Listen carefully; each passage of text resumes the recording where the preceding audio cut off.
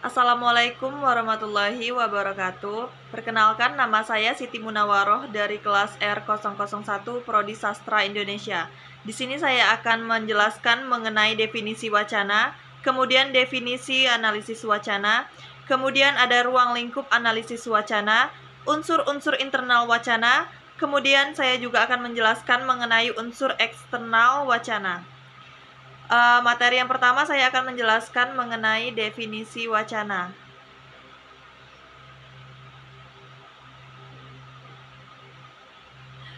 Wacana ialah rentetan kalimat yang saling berdekatan dan berinteraksi hipotesis yang satu dengan yang lain dalam kepaduan arti antar bagian di dalam diri bahasa. Kemudian pengertian lain dari wacana ialah satuan bahasa sempurna dan komplit karena masing-masing bagian dalam wacana tersebut berinteraksi secara selaras. Kemudian dalam satuan kebahasaan, wacana menduduki posisi tertinggi. Wacana sering digunakan dalam berbagai bidang ilmu pengetahuan seperti politik, antropologi, sosiologi, dan filsafat. Kemudian wacana dapat berupa kata, kalimat, paragraf, ataupun karangan utuh yang lebih besar, seperti buku atau artikel yang berisi amat lengkap. Kemudian bentuk penyampaiannya bisa lewat media lisan maupun tertulis yang bersifat transaksional atau interaksional.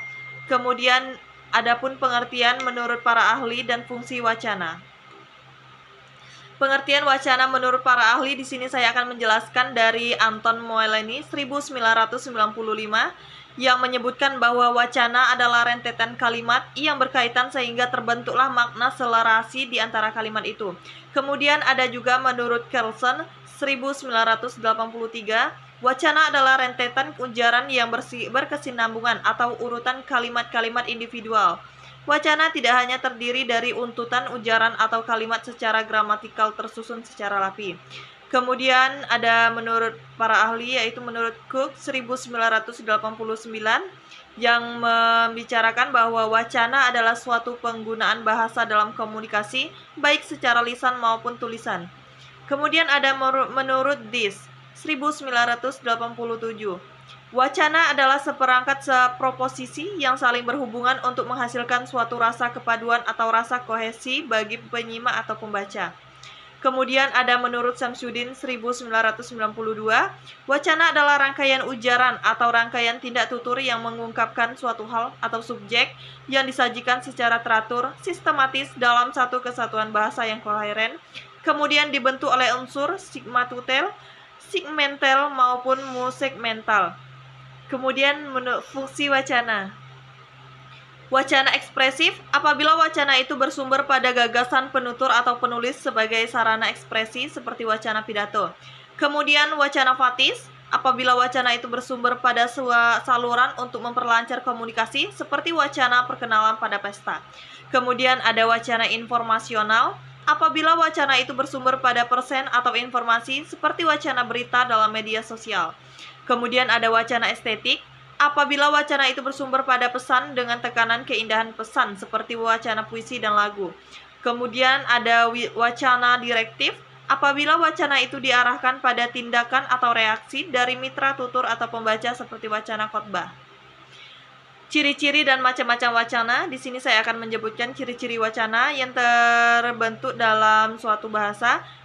Yang pertama ada satuan gramatikal, kemudian satuan terbesar, tertinggi atau terlengkap. Kemudian ada untaran kalimat-kalimat, kemudian memiliki hubungan proposisi, kemudian ciri-cirinya memiliki hubungan kontinuitas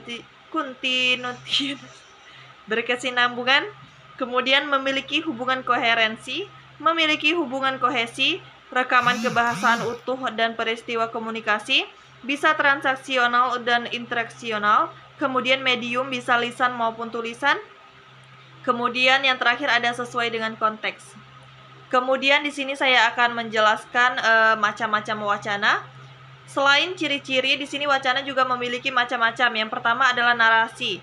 Ialah sebuah kisah yang diprinsipkan pada susunan suatu insiden ataupun perkara. Kemudian eksposisi ialah karya tulis yang menguraikan karya tulisnya dengan secara detail sesuai dengan tujuan supaya bisa menyampaikan sebuah informasi dan bisa mengembangkan ilmu dan pengetahuan bagi setiap penyimak ataupun pembaca. Kemudian argumentasi ialah karya tulis mengandung pendapat, perilaku, dan evaluasi pada keadaan yang disertai dengan keterangan, argumen, dan deklarasi yang bisa diterima secara sistematis. Kemudian yang terakhir ada deskripsi, ialah karya tulis yang bisa memvisualkan sesuatu ataupun materi menurut hasil dan observasi, opini, dan pengetahuan dari penulis. Kemudian yang kedua saya akan menjelaskan mengenai definisi analisis wacana. Definisi analisis wacana merupakan salah satu disiplin ilmiah dalam linguistik yang secara khusus mengkaji tentang wacana. Kajiannya dapat berupa secara internal maupun secara eksternal. Wacana memiliki arti yaitu kesatuan makna semantis atau antar bagian di dalam suatu bangunan bahasa. Dengan hal tersebut, wacana dipandang sebagai wujud bahasa yang utuh karena setiap bagian dalam wacana memiliki hubungan padu. Di samping demikian, wacana juga berketalian erat dengan konteks. Sebagai kesatuan yang abstrak, wacana dapat dibedakan dari teks, tulisan, bacaan, tuturan, atau inskripsi yang berpijak pada makna yang sama, yaitu bentuk nyata dan terlihat, terbaca, dan terdengar. Kemudian, selain definisi dan analisis wacana yang telah saya jelaskan, di sini saya akan menjelaskan tentang ruang lingkup analisis wacana. Ruang lingkup wacana merupakan satuan lingual yang menduduki hierarki paling atas. Hal ini dikarenakan wacana memuat keseluruhan satuan lingual, mulai dari morfem hingga kalimat, mulai dari fonem hingga kalimat. Ruang lingkup analisis wacana. Ruang lingkup analisis wacana meliputi aspek internal dan eksternal. Kemudian analisis wacana internal meliputi teks, konteks, tema, topik, judul, dan keutuhan wacana leksikal, gramatikal, dan semantik. Kemudian analisis wacana eksternal meliputi interferensi, preposisi, implikatur, referensi, dan pemahaman konteks tutur. Mengenai penjelasan yang sudah saya jelaskan, di sini juga saya akan menjelaskan mengenai unsur internal wacana.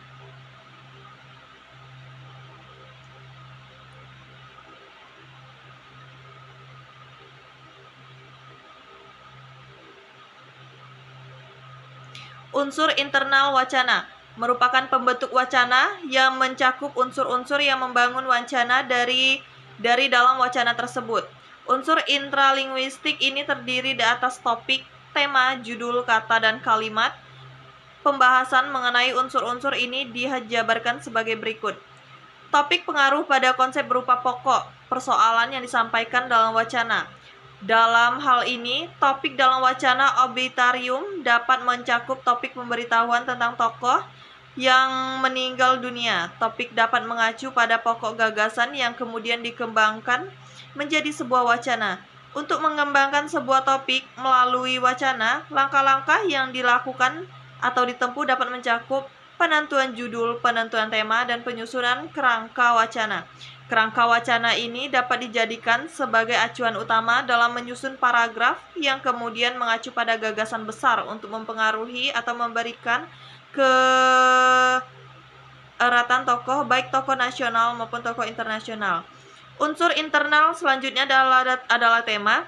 Tema mengacu pada amanat utama yang penulis hendak sampaikan melalui wacana yang diproduksinya. Tema memiliki cakupan yang sangat lebih sempit daripada topik.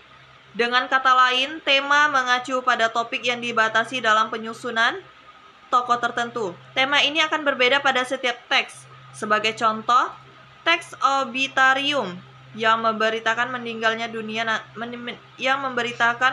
tokoh nasional mantan Direktur Utama PT Pertamina akan memiliki tema yang terbatas pada pemberitahuan terhadap meninggalnya tokoh tersebut.